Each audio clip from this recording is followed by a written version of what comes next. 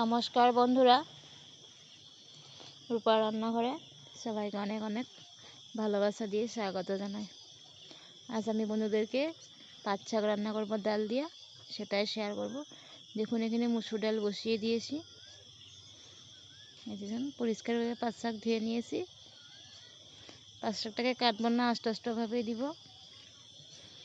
তাইলে পরিমাণ মতন হলুদ, নুন আর 2টি কাঁচা লঙ্কা কেটে দিয়েছি। এখন পাট শাকগুলো দিয়ে দিচ্ছি।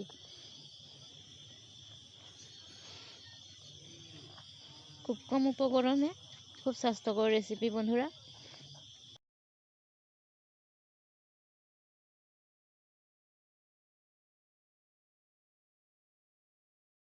শাকগুলোকে দিয়ে 10 মিনিট সময় জাল দিয়ে নিব।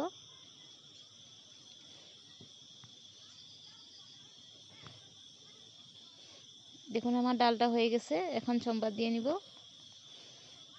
ফোড়নে শুকনো লঙ্কা দিয়েছি।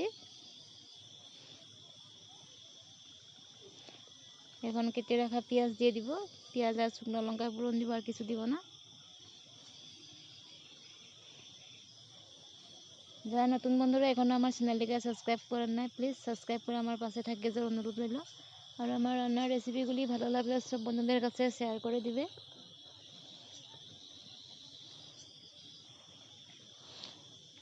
যারা এখন পর্যন্ত স্কিপ না করে ভিডিওটি দেখে যাচ্ছে তাদেরকে অসংখ্য অসংখ্য ধন্যবাদ আমার সাথে আর পাশে থাকার জন্য।